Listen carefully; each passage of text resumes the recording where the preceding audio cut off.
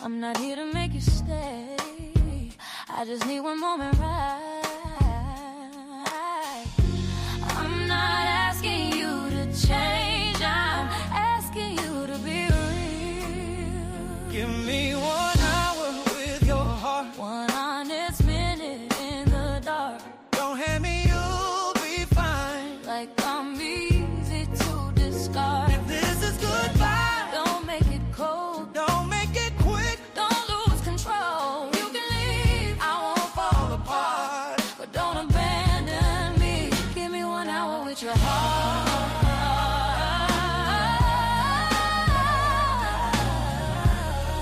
Go with it, yeah, yeah. I didn't mean to cut you like that. I just don't know how to stay. Every talk turns into pressure, and I shut down trying to explain. It wasn't nothing, it was something. But I'm tired of feeling wrong. I'm not here to erase you. I just can't keep holding on. So let me say it clean, without a fight.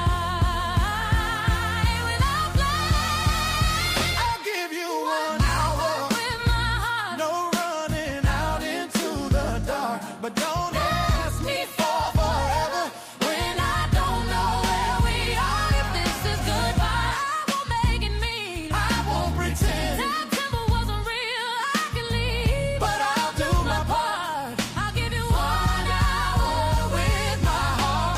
I needed closure, not a cut. I didn't know how to do it, so look at me.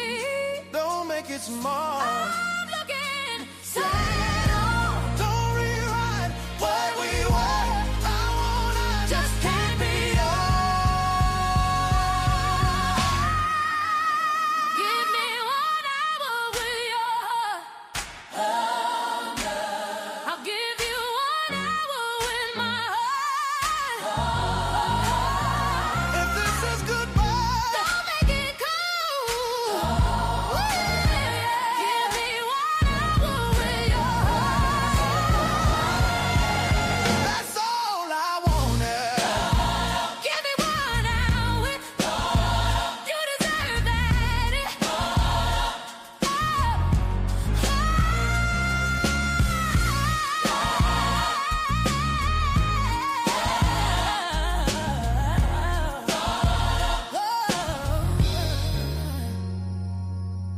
That's all I wanted. You deserve that.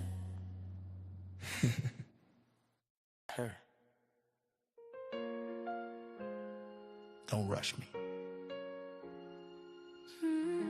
Just listen. I'm here.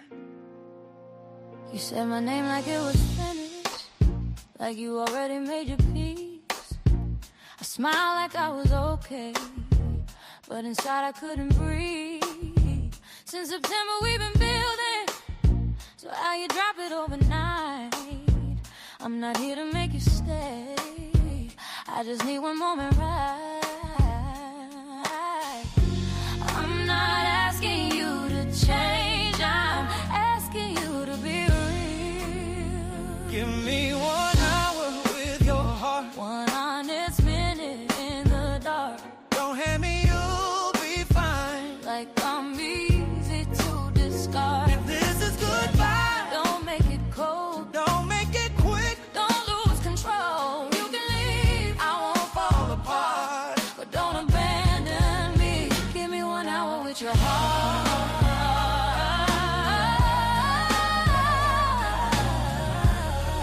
Go with it, yeah, yeah. I didn't mean to cut you like that.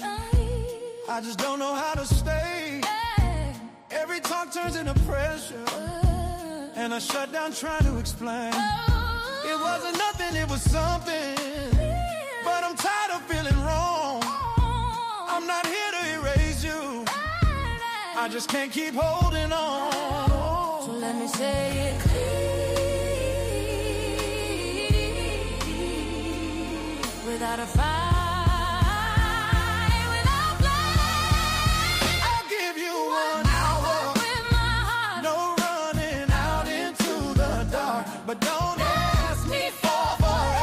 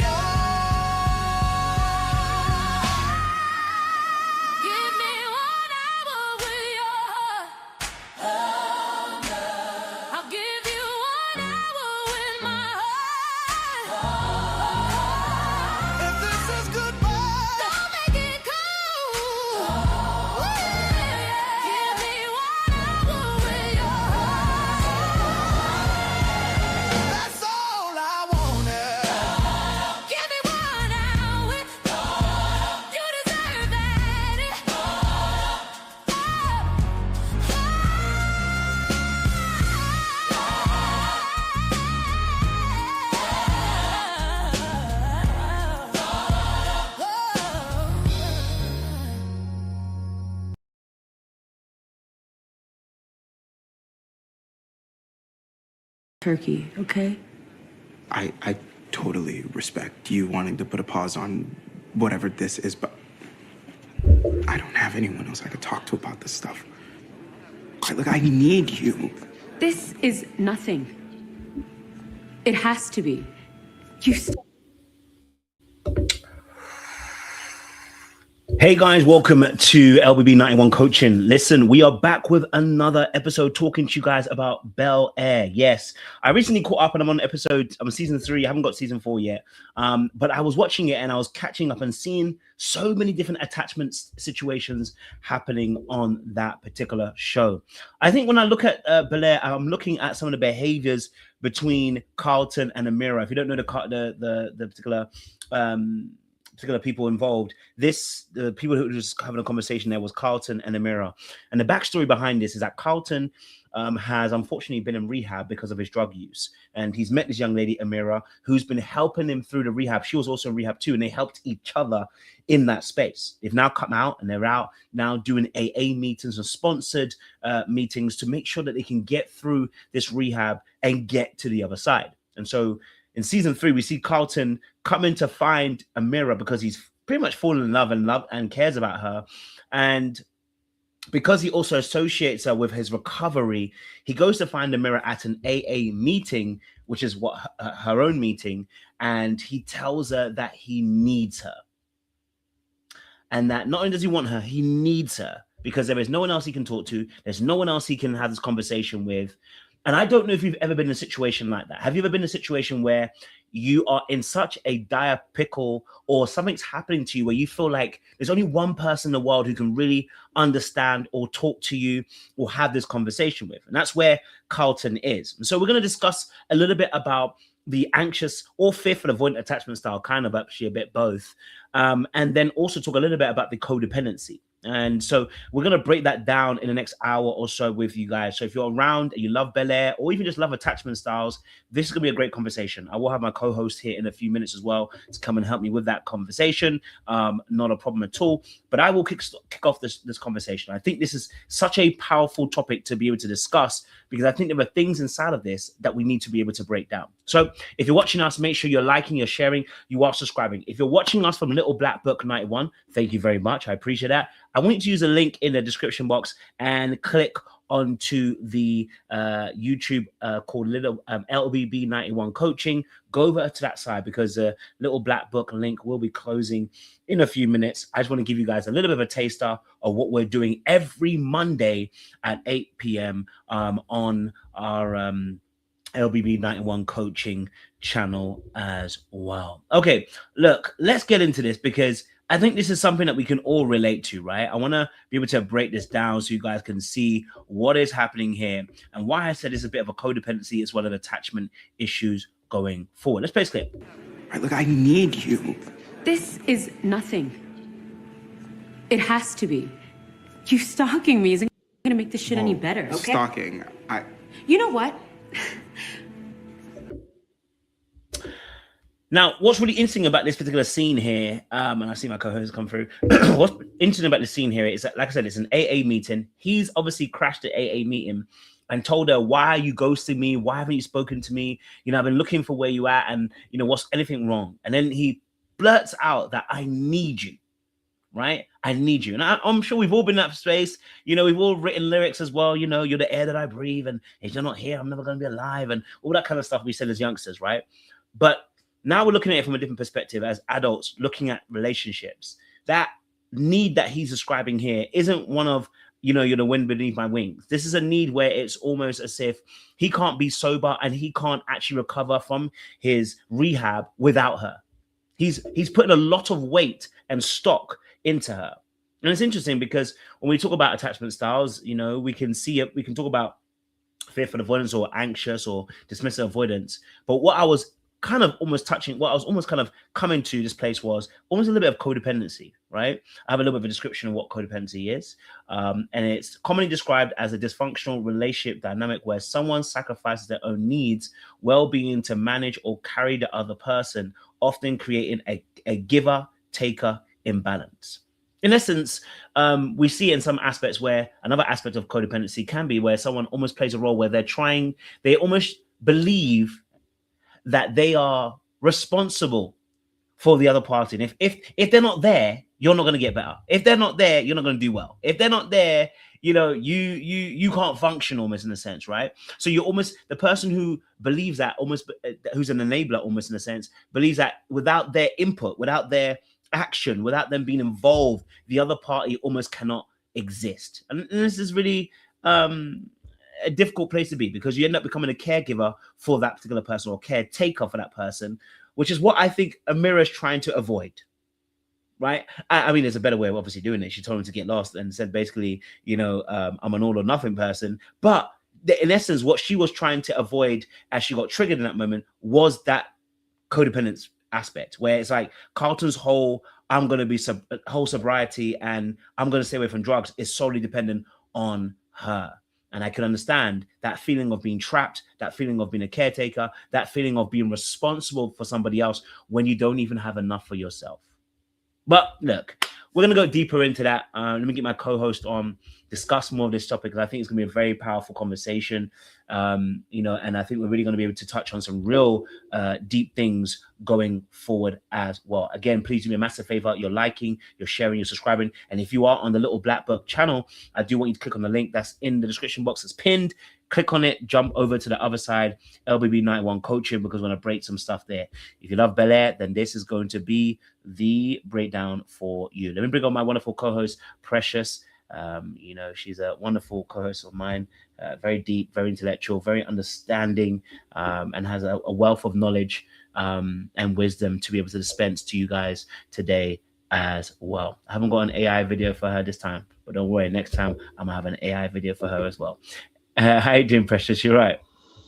Oh, okay. How are you? I'm good, thank you. I'm alive and I'm well. I'm alive and I'm well. You get me? I'm alive and I'm well. I mean, this topic is an interesting one. I find it interesting because I don't know if you got to see the clip. I can play it for you again if you need to. It was Carlton talking to Amira at the AA meeting, and he does tell her that he needs her. Now, in fact, I'll play a little bit of the clip so you can actually see it again, because this leads to another conversation a little bit later on where she actually comes back and says, "I need you to." So they're both on the same plane, but I want to just start off this conversation with that little clip here. So I'll just play a little bit so you actually see it for yourself as well. And reverse it a little bit backwards. Yes, we just go cold turkey, okay? I totally respect you wanting to put a pause on whatever this is, but I don't have anyone else I could talk to about this stuff. Right? Look, I need you. This is nothing. It has to be. You stalking me isn't gonna make this shit any better, okay? Stalking. I mean, technically he was stalking, but yeah. But Not stalking accusations. yeah. She said she's gonna get out of the situation anyhow, anyway, and she wants to create emotional distance. But we can talk about that a little bit on. I mean, when you're watching that clip there, of course I put a lens on it. But if I was to take the lens off, what would be your first thought listening to that clip from your particular perspective? Well, to me, it just sounds like somebody who's recovering from addiction, and has found somebody who is showing a level of being able to understand the difficulties of addiction and how that looks like in your life. Somebody who is probably showing maybe not necessarily a level of enablism, but a level of just not judging you or seeing you as any less for having addiction, because you're both kind of at equal footing, because it seems like they're at some sort of addiction meeting place, it seems like. So I think there's a level of safety that comes, or perceived safety that comes with being around somebody who understands what it means to have problems with substance abuse and addiction, have somebody who isn't going to look down on you or doesn't come across as high and mighty because they're kind of in the trenches with you. And when you're sort of recovering, it's a lonely journey, because it is, every recovery journey is different, and there's a lot of there's a lot of space to relapse and have pitfalls, and it can be quite scary, it can be quite lonely, it can be quite daunting, and a lot of the times to just feel like there's a light at the end of the tunnel, you latch on to someone or something that makes it feel like, okay, if I can just be with this thing or be with this person, I'm gonna find the light at the end of the tunnel. Um, and sometimes that person is somebody who might be further ahead along on their journey of recovery, who, it seems like she's kind of stable-ish. So, it might be a situation where he sees her like, okay, you've gotten to the place where in my head, I view as the light at the end of the tunnel. If you could do it, you can help me do it. We can do this together because I will feel less scared about going on this journey on my own if you're with me. And I think again, that's kind of replicated in any form of relationship where there's a level of just feeling unsafe within yourself, not feeling able to trust yourself, feeling as though this person is like this quote unquote light at the end of the tunnel that you need to be able to be good moving forward. And if they're not there, then it means that you're vulnerable to all the things that could possibly go wrong. And it's like you put a savior lens on this person that didn't ask for that, So it could be very tricky. Yeah, it's very tricky. And I think with this scenario, of course, Carlton is himself, thinking to himself, right, it's someone I like, it's someone I'm cool with, someone I've gone through the process with already. They know what it's like. And, they're the only one that really understands, right? Of course, with family, they can understand to only a degree. So it's understandable that he feels an akin or an attachment towards Amira in that particular space, right? Of course, then he goes to meet her, and so obviously, like, you spoke about this aspect in terms of, for her, she might have felt like, there's a lot of responsibility, a lot of pressure on her. If we were to take that away, if we were to take that into an attachment perspective, and looking at it from that particular angle, what would you align an attachment with that type of behavior where they may feel pressure, and then they may also look to deactivate and choose some deactivating strategies that create emotional distance? Because in essence, what she said was basically to him that, and actually I can play a little bit more of the clip because copyrights, we can play a little bit more. I'll play a little bit more if I say anymore. If it's stalking, You know what? You stay, and I will find another meeting.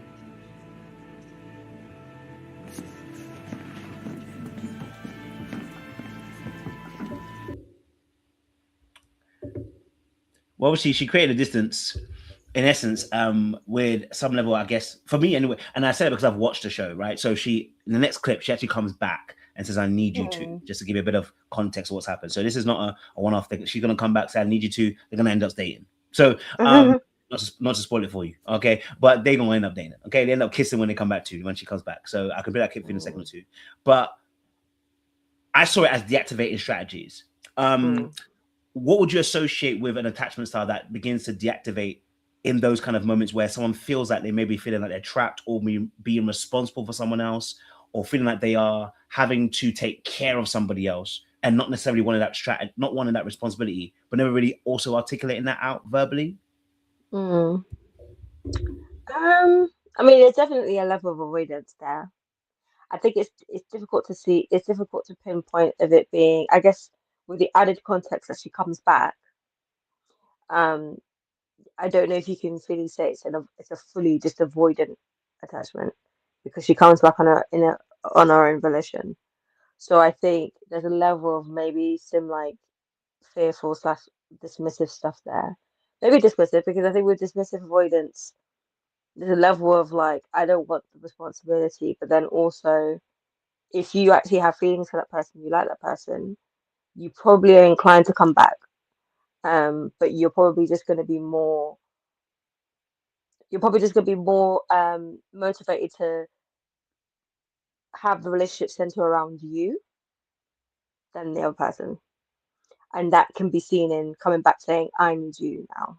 Like, you think I'm the one that's got it all together. No, actually, I don't. It's you that's got it all together. It's me that needs you, taking attention away from you so that it can be placed back on me and it's not out of my control. And I don't have as much responsibility over you because now the responsibility is actually on you to me. So it could be that. So yeah, I think it could be a fearful or dismissive avoidant. I would have to know. I have to see more of the show to really know. But it might be. It probably. Yeah, I think it leans on one of those two because she comes back, and then it's all about how I need help or I want to be with you, and that could be out of her purely just liking him and stuff, and realizing, oh, actually, I might have messed this up. But who knows? There. I What's hung him the your whole way. verdict? You were brave and honest. I am a walking shit show. Let a lot of people down multiple times. I don't want to go too far, but just hearing her say that, my Mm. mind rang true because her first thought was to be very honest and very vocal. Again, I'm gonna be me. I like to. I know you can't make. I'm gonna make deductions. This is what I'll do when I'm coaching. You know what I'm saying? Because I don't have to be held by any hipper. So let me just say this: what I would have originally constructed from that immediately when she came back and then she said, "You know what? I'm a walking S show. You know, I let people down." Da, da, da. This was a very big admittance, right? This is it's vocalizing some inner thoughts and dialogue of how she views herself and what she thinks about herself, right? It's almost a little bit critical and a bit harsh, right? But that could be also the truth. But when I heard that, I immediately thought of the fearful avoidant aspect, right? Mainly because she connected in a way of trying to be vulnerable and open about why she couldn't do something and why she couldn't be present with him in that moment. But you're right, it did link back to then the reason why she's coming back is gonna link back to what she also needs, which is where the avoidance aspect comes in. The anxious side of her makes her want to come back, yes, but the avoidant also aspect, like you said, is going to take something. So it supplants herself back into priority position again.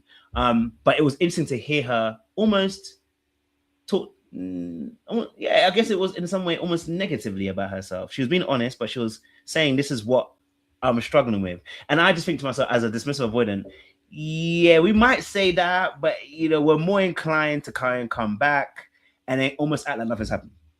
Yeah, we're more inclined to choose a path of where it's like, I've come back now. Let's not argue about it. Let's just, what I mean? Like, let's get on with life. Like, I'm here now. You know what I'm saying to you? Almost like really avoiding the conflict, avoiding addressing the core issue, unless I have a solution. If I have like a viable solution, then it puts me in a position of power. But without it, I'm not in that space. I'm more than likely going to ignore whatever just got said, try to come back because I feel like I'm no longer pressurized by the situation and trying to attain. I saw her and I was like, I feel that's a bit more fearful avoidant. Either way, there's some avoidance there. How did you view that scenario? Because I think that was a very important admission that she made in that particular moment. Yeah, I think so. When you want to come back into somebody's life that you've like offended, there's a level of being vulnerable and like being very self-deprecating in order for that person to feel able to try and like see you as somebody who's been apologetic. It's a way of apologizing without actually having to apologize.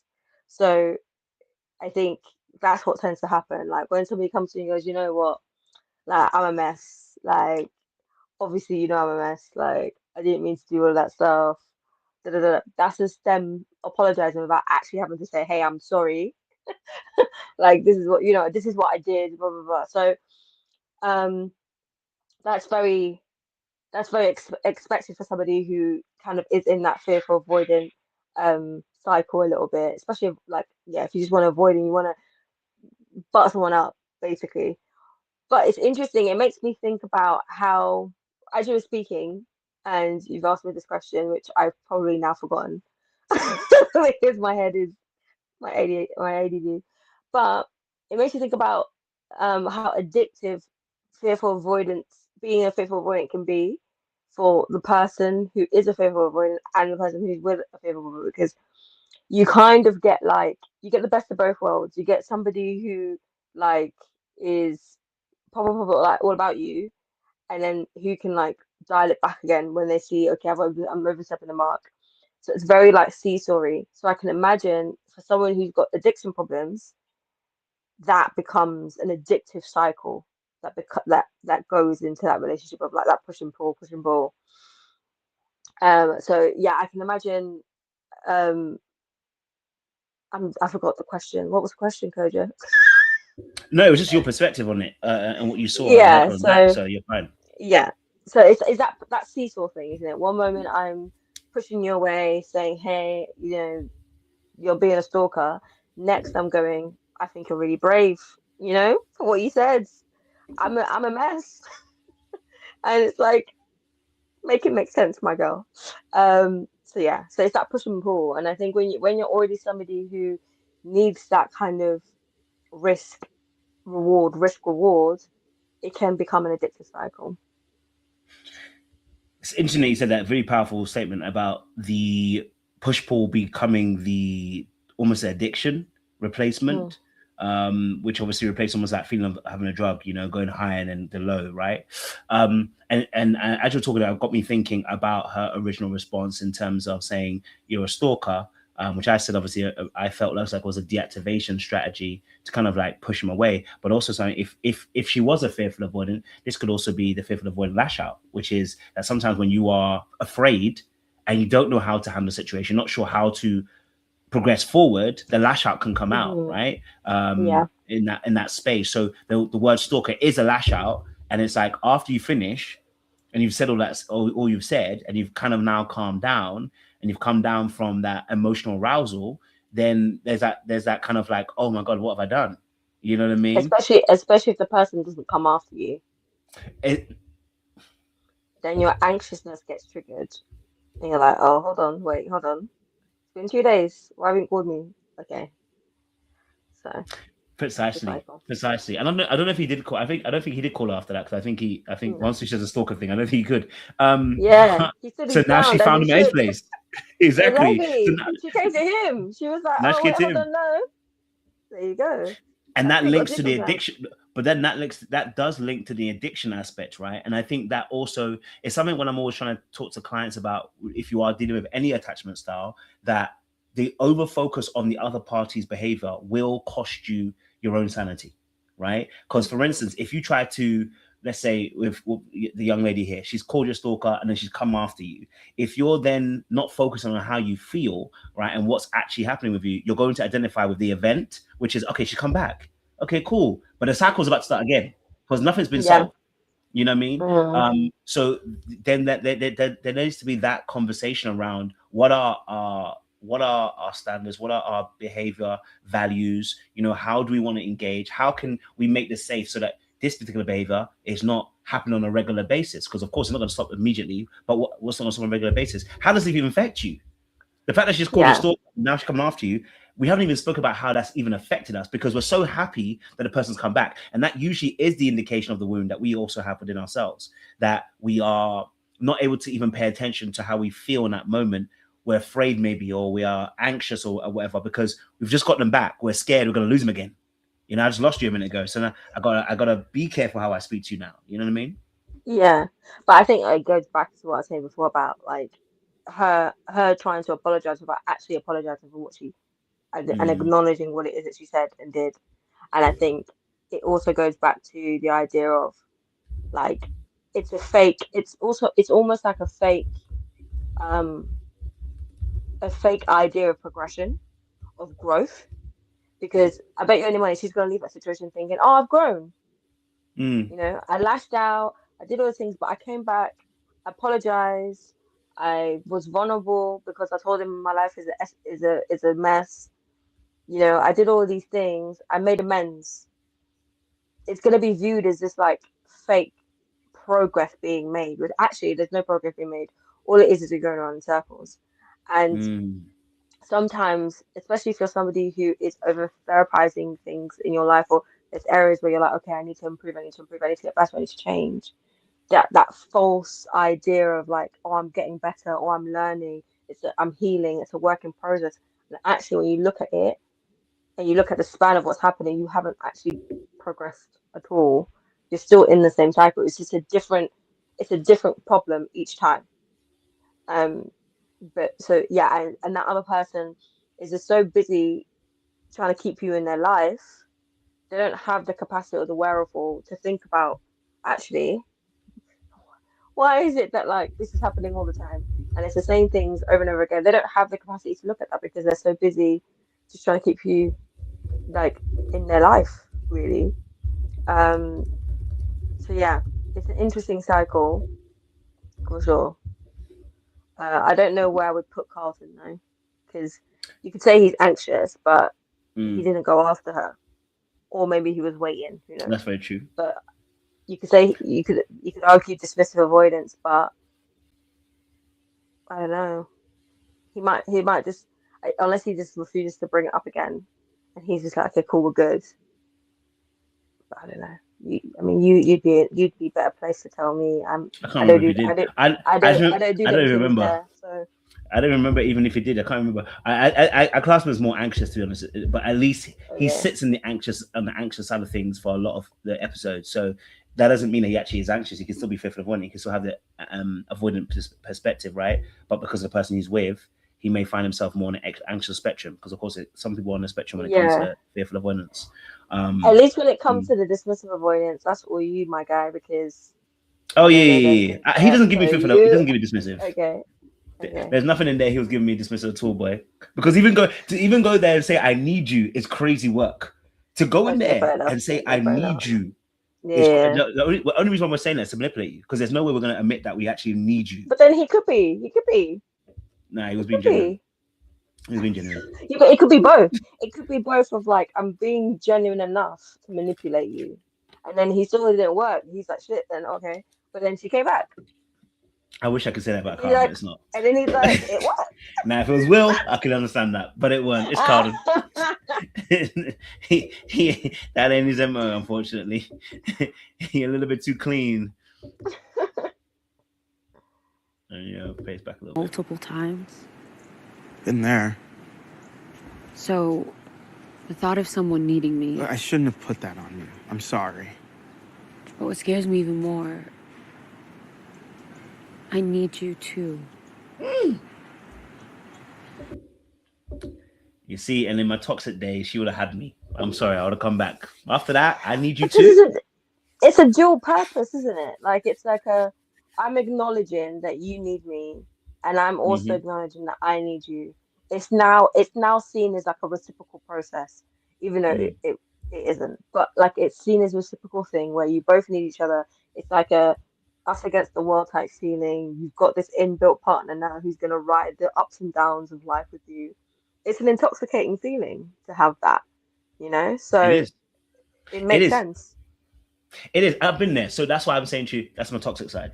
Oh, because must be to nice. hear to hear the tone, some of us have changed. But to hear the tone in the way that she said "I need you" and the way he said it, right? I've been there. I know that's not for me. That's not from a healthy place. No, it's not coming from a healthy place. And so that "I need you" actually will trigger me now. It'll be like, oh no, this is not from a healthy place. Like, you saying you need me, you're either making me your world, or you're not recognizing that there is, you're able to stand on your own 2 feet, almost, in a sense, right? You don't. This relationship is not saving you, because it comes with other things around it, right? I think because I've literally experienced this. So when I say maybe about the drugs, but I've experienced that same behavior from an FA. So, and as a DA myself, I know that cycle. You know what I mean? So when she came back and saying "I need you" and dropping all those fantastic bars, it usually comes with a long paragraph of text. And it sucks you in. Paragraph?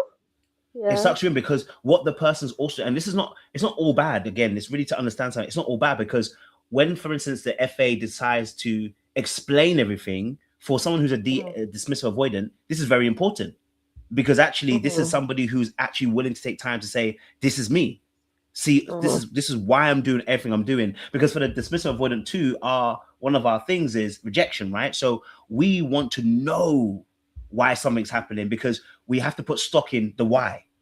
I have to be able to intellectualize what's happening. So when she's explaining what's happening, I'm going to intellectualize it. That's how we get caught. That's why FAs and DS have that very crazy cycle. I think a lot of people meet each other because, again, as a DA, I have to intellectualize your emotions in that space. I'm not trying to empathize per se. I'm trying to intellectualize, to go, now I know why you did what you did. Now I can trust that. Because if you do it 3 or 4 times, I can go, oh, okay, I can intellectualize it and I can equate it. I can now put A and B equals C. This now makes sense. Because before that, you called me a stalker. That did not make sense. You know what I mean? So you want the predictability. Yes, because that creates stability, and that stops the emotional spikes that trigger me as a dismissive avoidant. You know what I'm saying to you? Too much emotion that I So what, can't understand is triggering. so what happens if the person, okay, so let's say you're a dismissive Mm. avoidant and you're with a securely attached person. Mm-hmm. Um, First of all, and probably obviously wouldn't the happen because you're boring. So, I'm just gonna be honest with I'm, you. I'm not even gonna comment on that. I'm gonna let that go. I'm just That's the gonna let toxicity that I'm one talking go. about. Yeah, I'm gonna let that go because there's a conversation about that to be had with you, but we're gonna let that one go. But yeah, so you're with a securely attached person, Yeah. but there's predictability in that. So what Mm. is about? So what is it about the predictability with the FA that's different to the predictability that you're getting from someone who's securely attached? Because a secure person isn't chasing me. Oh, so you okay? So you want to feel like you're being chased. I want to be chased, but don't catch me. So, But then okay, also so don't, but so so what don't you do the want? same thing to me either. So you want to be chased, and then when I you're need to feel caught, desire. Yes. you want to Mhm. be let go. Yes. I want to be. I want to be caught. I want to be caught. Chased. No, I want to be chased. Sorry, I want to be chased. I don't want to be caught. You know what I mean? And I want you to So how does being recognize. caught looks like? Huh? How does being caught look like? Court really and truly is actually more about me than it is about you. It's like I don't want to emotionally stabilize myself in a position that I have to be vulnerable with you. You see what I'm saying to Hmm. you? Where now I start to have feelings that are going to dictate how I'm going to behave towards you. I feel disempowered in that moment. Because now, if for instance, like when she said, "I need you," I can maybe say, "I need you too." In that moment, you said it, I can say it, but I'm probably not saying it in the same way she's saying it. I'm saying it in a way like, okay, you've opened yourself up. I can match you there, but I don't have to be necessarily vulnerable when I do. I need you because I didn't lead in that. You did it. You know what I'm saying to you? So I can Hmm. say, "Oh, I need you too," but what I'm really talking about is I need your desire. What I really need is I Hmm. need your desire. I need your wanting. I need your yes, you're wanting after me. That's what I'm requiring from you. You know what I mean? Because then that lets me know I'm still in power. I'm still in position, and I haven't given away all my power in the situation as of yet. You know what I mean? So yes, chase like she did there. Beautiful, wonderful. Come and say you need me. Wonderful, excellent. And then when you explain yourself and you say you did X, Y, and Z, even better. I can now put two and two together. You know what I'm saying to you? Wonderful piece of work. Do you know what would be really interesting to find out? Because it just came Mm-hmm. to my head. It'd be really interesting to have some research on the correlation between being a firstborn child and that being a dismissive avoidant. I think it's probably very, very high. Yes and no, but yeah, I think specifically men being a firstborn son and being a dismissive avoidant because yeah, it's an interesting. I think there's a.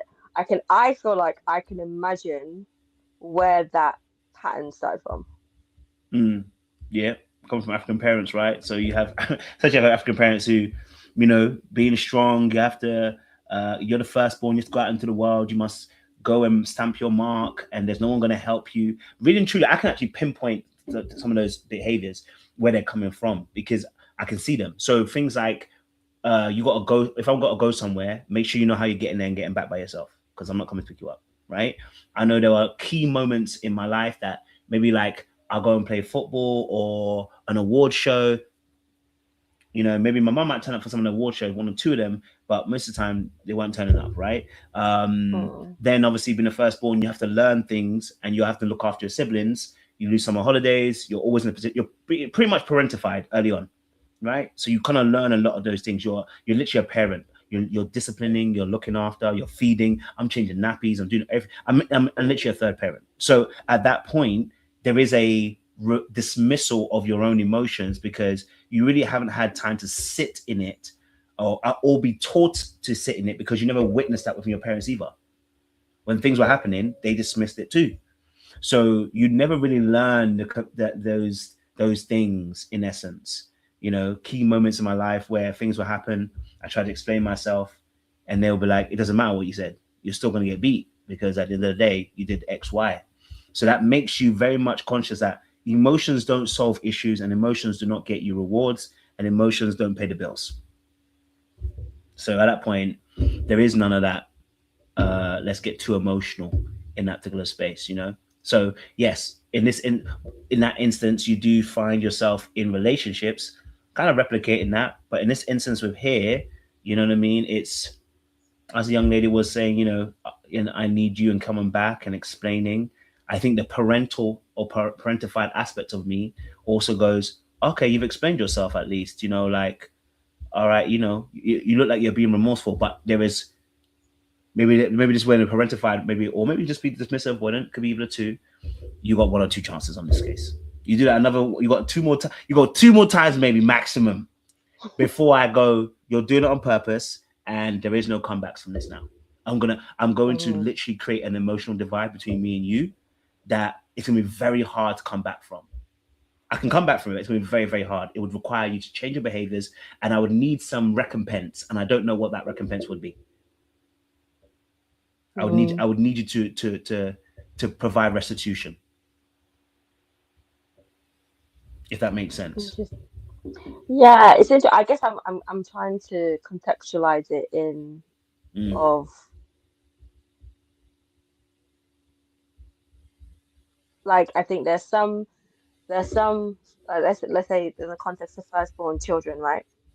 There's some firstborn children where it doesn't manifest in a dismissive avoidant attachment. Like, for example, I know that when I was younger, I used to be more anxiously attached. As an adult now, I would say in this moment in time, I would say I'm more securely attached. Maybe like secure, tiny bit etching into the avoidant, but not really. It's like maybe two toes, the big toe and the second toe in the avoidant, but but very much securely attached. But I think it's interesting how I think it manifests differently in men and women. That attachment of your emotions being dismissed for a man I feel like maybe can form into that dismissive avoidance, and then maybe for a woman it turns into more of an anxiousness of, I agree with that. okay, I don't even have to, I can't think of my emotions, but for me to feel safe, I have to think about your emotions. Because I think, especially in African culture, women are supposed to be very much the attentive caretaker, pay attention to the atmosphere, the emotions in the room, and take that on board. Whereas men maybe have the more space to not to necessarily, they don't have to think about their emotions, but they don't have to necessarily think about your emotions either. So Or it safety. creates, so it creates that context where it's easier to become more dismissive about it, because you don't have to think about the person that you're taking care of emotions, because your responsibilities don't rely within looking after their emotions. Your responsibilities rely in the practicalities of things. So as a result, you dismiss your own emotions, you dismiss theirs. Whereas I think for the women, you dismiss your emotions, but you're forced and you're taught and you're socialized to focus and hyper focus on their emotions, because their emotions are the context for your safety. And I Yes. think it's interesting to see how that manifests differently. And I think that's key, right? I think that's a massive, for the general populace, by the way. It's not everyone, but yes, I agree that. Yeah. And I think why the women maybe will become more fearful. And I found that too in terms of coaching. I feel like the women do lean more on the fearful avoidance when it comes to this. And I think that's because of the context of safety. Because again, being the oftentimes the weaker vessel in terms of physicality, you know, and you live in a patriarchal society with men and there's actual dangers around, reading the emotions actually is now very much important contextually as safety.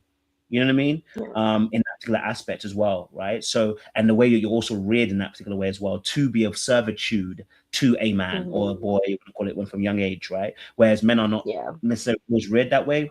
We're kind of reared to be entitled, and in a way of, you know, this is your world, go out, go and get what you need to go and get. So there is more space to be dismissive rather than being someone who cares about the emotions of other people, which would kind of bring out the anxious side of me. It doesn't need to happen because of it exists in the world. And it's interesting because obviously, as a first child, you are, as you said, parentified. I was parentified, but again, as you said before, it's in different ways. So it's like, you know, you don't have to.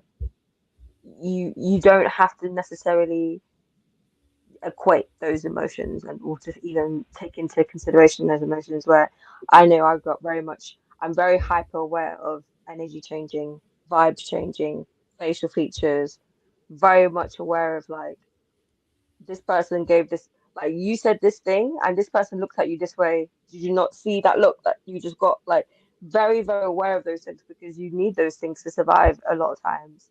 So yeah, I just think it's interesting how it manifests. See, that's Yeah. interesting. So That what you described there, and this is why sometimes I wonder if I'm more fearful of when I'm DA. Maybe, I had to just, and I'm it just open to changes. it. You also as we get older, we shift. It changes. It doesn't stay stagnant. I say that because I think the word that we use to describe everyone is like maybe when we're younger, saying someone's an empath, which is a word that people use a lot of times. I just think people have vigilant rather than being empaths. But you know, from a very young age, I've been very much self-aware. You know what I mean? Like really young, and almost like living inside of my head. I could hear the thoughts, if you know what I'm saying. So I'm talking to the thoughts, but I'm also recognizing patterns. Now, maybe that's the ADHD. That also, again, we can't pinpoint 100%, but it could be the ADHD. It could be, who knows? Well, you know, who knows if I've got an acute autism? We don't know, right? I haven't done no tests, so who knows? We don't know. I haven't done no tests. But you know, I have for me, pattern recognition is a massive thing, and also having one parent that's slightly angry. I shouldn't say slightly angry. Their reactions can be over the board. I can see how that could easily fit into the fearful avoidant narrative. You know what I'm saying to you? Yeah. As well as the dismissive. Especially if it's your mum. Especially if it's your mum. If your mum No is the one's one calm. that it's your dad, okay. Because I know, like, if it's your mum that is the one that is from 0 to 100 real quick, being your main caregiver, it creates that really difficult dichotomy of the person you're trying to seek comfort from is also the person that puts you at risk because you just don't know when it's going to blow. It could be, and that's why the pattern recognition is so important because Yes. you need to know when and how you need to run, or you need to, like what are you trying to avoid? Am I getting beats or am I just getting told off? Am I getting da da da da da? So it's that watching people's faces, the tone of voice, what they say, how they say, the body language, pattern recognition, all of that stuff is all response of because those things are normal human things. They're not. It's not to say that this is just like out of left field. Those things are things that are there to keep you safe. But if those are your default ways of behaving, that shows trauma. That shows complex PTSD of you've been in environments in which that is your just day to day, and it becomes how you maneuver with things. And there's a lot of research to show that that complex PTSD in early childhood can be some of the things that do lead to things like ADHD because your mind is running. There's so many stimulants. There's so many things going on. It's not stable, and it creates these things that lead to further issues in later life. Outside of that, that's where you also get the attachment stuff of you don't know what to trust. And I think as a child, when you're looking for the patterns, you're doing it just, as I said, to protect yourself, but also there's no explanation behind it because parents are not going to tell you why they're annoyed. They're not going to come home and say, hey, by the way, my manager talked to me like I was poo on their shoe. So when I came home today and I saw that you didn't put the meat out, I took it out on you. They're not going to explain that. So I can imagine as a dismissive avoidant, if somebody then takes the time to explain, hey, it's not your fault, it's me.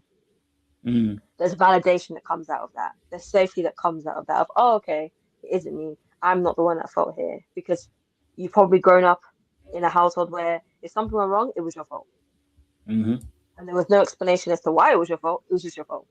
So if somebody is able to give you an explanation to say, "Hey, it's not your fault, it's me." It's not even. I don't even know if it's necessarily power back. I think it's an element of validation. I think it's an element of no, you're okay. You're not in the wrong. You didn't do the wrong thing. You're not the bad person here. It's me. And I think that there's a level of I don't know what the word is, but this feeling validated, feeling more kind of like Being seen. okay, yeah, that comes with that. I can imagine. Yeah, I mean, obviously, I think as a kid, especially with this dismissive avoidant households, emotions are not explained. So, like you said, obviously, you know X and Y. That's why I said intellectualizing, because when parents explain something, they explain it as you did this. This is why you're getting this punishment, right? Hmm. So we understand x plus y equals z. That's a very easy equation. So therefore, when we look at people, we're also looking for x plus y equals z, Hmm. right? So when the person then takes the time to also explain the reason behind it, there's a bit more understanding, because now we're like, okay, there's a part of us that's wounded that never got to explain, and when you're explaining, there's a part of us that can identify that, but only to a certain Hmm. degree. Meaning, what I mean by that is continual behavior, which is explained, will now look like you're purposely trying to take advantage of my kindness, and at that point, Hmm. that part is what we get triggered by also. So that's why I said Hmm. I got like maybe 2 or 3 of those cuts, and then it's over. After that, I'm signing out. And I guess that's where the avoidant part comes in, because I guess if you're more Hmm. anxious, those two, it would be 5, 7, 8, 9, 10 Mm. times before that becomes apparent.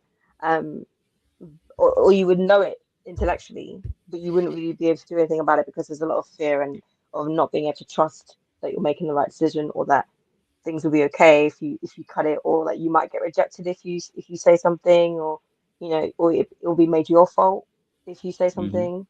So yeah, I can. Yeah, Which you it's a could get very, if you didn't have a fearful of avoiding, you could get that. what of them saying it's your fault.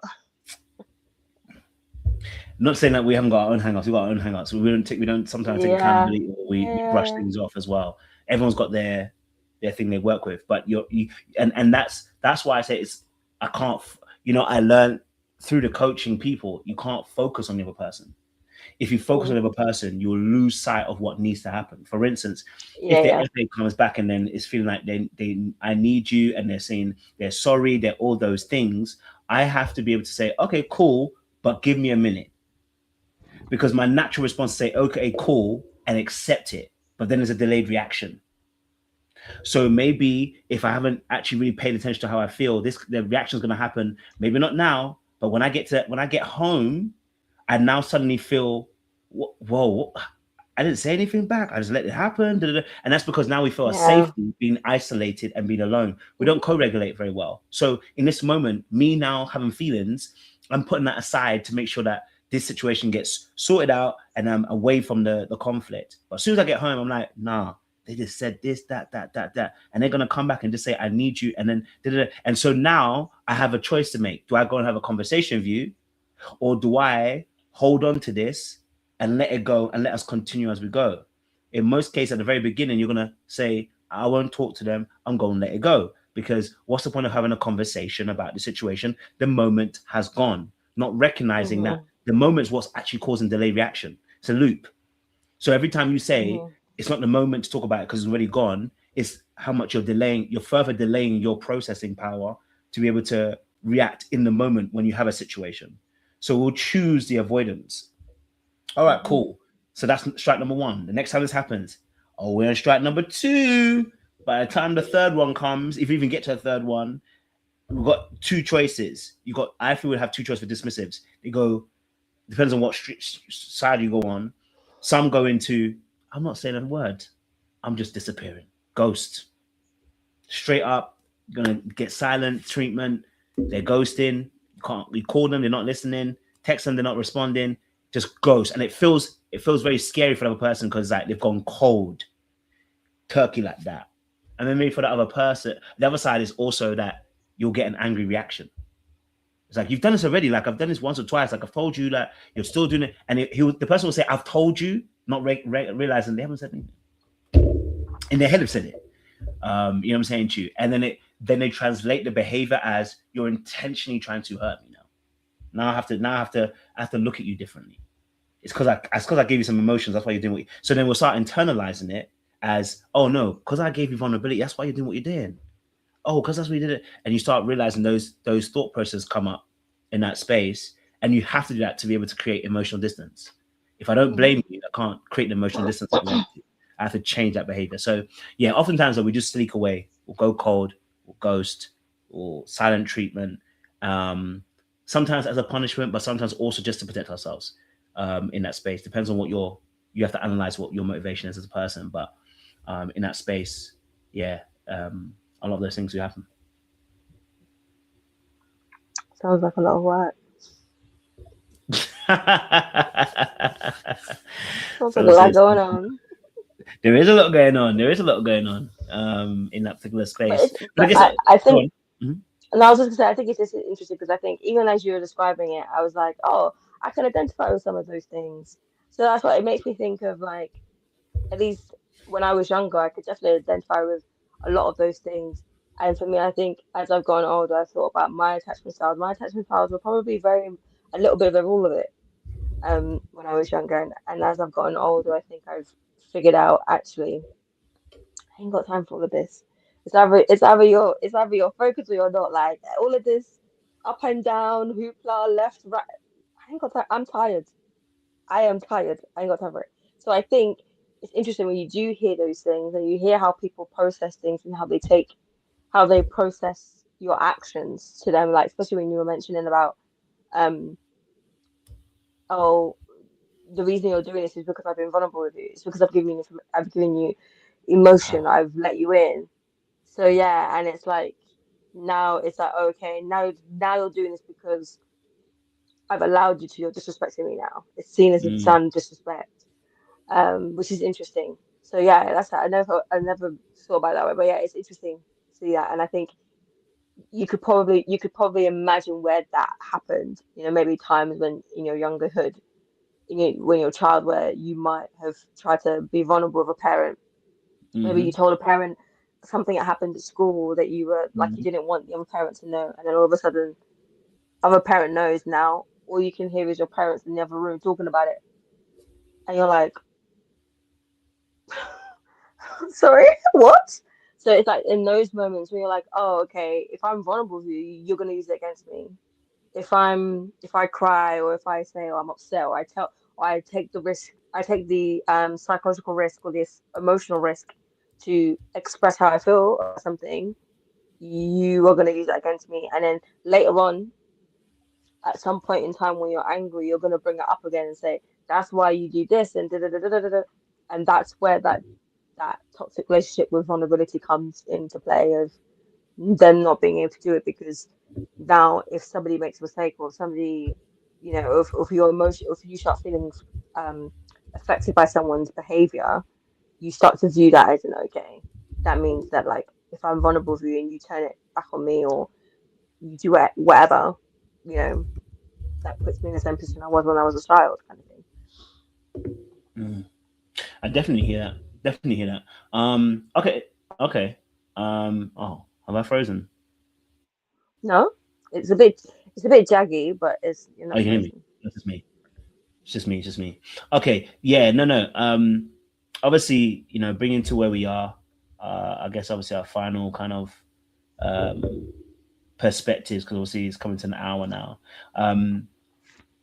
But it's been a really good conversation. I think touching on some of the things we touched on, in terms of like a little bit of the codependency, but also the anxious and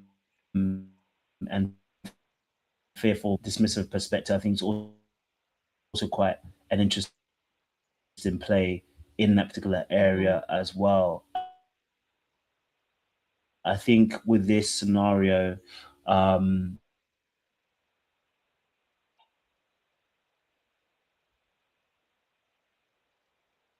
Oh, I think you're frozen. Oh no. more of their politics, relationship, the vulnerability. I'd love to be able to explore that more, maybe in episode 3. But there is another thing I want to explore. Probably is the Philip Banks when he has the kiss with thing to explore in episode 3 as well. I don't know how I'm going to link that to attachments, but I'll find a way in essence. But final You words, might have. Precious. My screen is frozen, by the way, but yeah.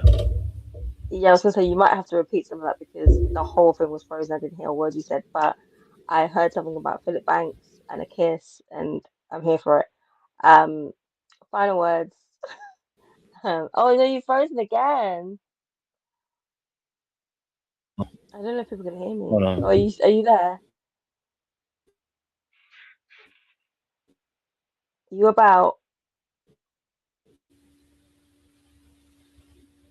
You there? Hey, it's a mazza. Hold on. I can hear you now, I think.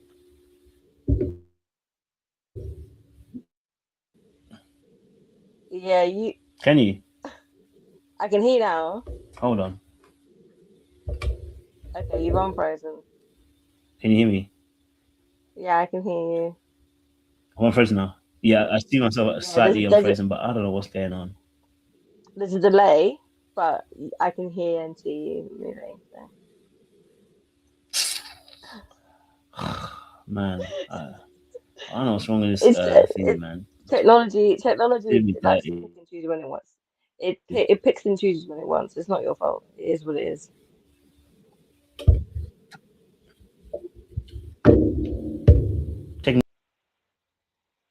Ah, not him leaving.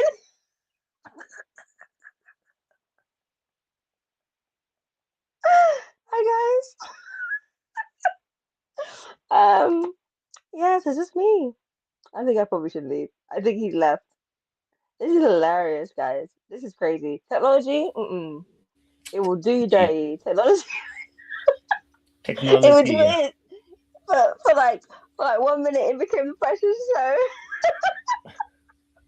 I don't know what's going In on, my bro. show, I was like, guys, You can end. You can go on. You can end it. Then go on. Feel free. I'm gonna be a YouTuber now. Like, share, and subscribe, and come back in a few days for the next video. Yep, for episode We got 3. we got more videos. We got more videos coming for you for your head top. So keep tuned, keep focused. Absolutely nuts behavior. Nuts behavior. Well, we're not back next week actually because I'm gonna be going towards Bali, so I won't be here. Man's going to Bali. Bali. So we're back in 2 weeks' time, actually. So we're back in 2 weeks' time, Oh, which I'm will a little bit you? annoyed by because I want to keep the momentum up. Unless there's another day, maybe I can do a Tuesday. We'll see. Actually, just keep the momentum up. Will you now? Back in 2 weeks from Bali, huh? I won't do it, bro. Guys, we're going. Don't let her get into anything. We're going to Bali. Good night.